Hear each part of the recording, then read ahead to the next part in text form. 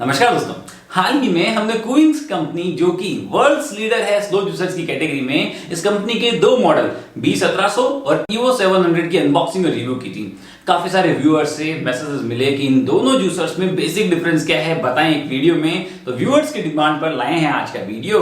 ये दोनों जूसर्स के बाय लिंक नीचे डिस्क्रिप्शन में दे रहा हूं, जहां जाकर आप इनकी करंट प्राइस चेक करना चाहें तो कर सकते हैं। शुरू करते हैं दोनों का कंपैरिजन वीडियो। तो दोस्तों ये है कूइंस EVO 700 और ये है कूइंस B1700 मॉडल। अब बात करते हैं दोनों के अंदर डिफरेंस की। सबसे पहले तो जहां कूइंस B1700 का जो फीडिंग माउथ है इसकी साइज है 76 mm, वहीं B1700 का जो फीडिंग माउथ है इसकी साइज 1 mm ज्यादा, मतलब कि 77 mm की है। तो जितना बड़ा फीडिंग माउथ उतनी ज्यादा इजी टू यूज होता है, क्योंकि आपको फूड प्रिपरेशन का टाइम कम हो जाता है। आपको फूड प्रिपरेशन लाइक जैसे अगर आपने गाजर मिली तो आपको गाजर के पीसेस करने की जरूरत नहीं है, सीधी सीधी बड़ी जाने दीजिए, कोई टेंशन नहीं है। दूसरा डिफरेंस है कि जो EVO 700 की जो कैप है ये मेटल की दी हुई है, वहीं B1700 में अंदर जो ये कैप है ये पूरी कंप्लीट प्लास्टिक की दी हुई है। तीसरा डिफरेंस आता है दोस्तों दोनों के रन टाइम के बीच का जो गैप है, मतलब कि दोनों यूनिट को आप कंटिन्यू 30 मिनट चला सकते हैं, लेकिन जहां B1700 को आपको 30 मिनट चलाने के बाद में लगभग 15 से 20 मिनट तक इसको ठंडे होने देना पड़ेगा इसकी मोटर को। वहीं EVO 700 की मोटर में टाइम सिर्फ 5 या 10 मिनट है। इसकी मोटर स्पेशली एक गियर डिजाइन में है, जिसकी वजह से इसकी जो हीटिंग एफिशिएंसी है वो बहुत कम हो जाती है और ये ठंडी बहुत जल्दी हो जाती है।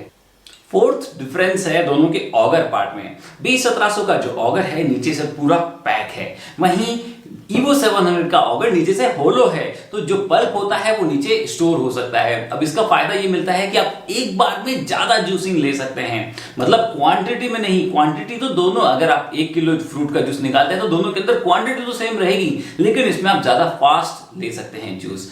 अब पांचवा और बहुत एक इंपॉर्टेंट डिफरेंस है दोस्तों इनके बाउल में, वो ये है कि जहां B1700 के बाउल में नीचे की तरफ एक रबर का रिंग दिया हुआ होता है, जब भी आप जूस निकालेंगे तब आपको कुछ इस तरह से इसको पैक करना होता है हर बार।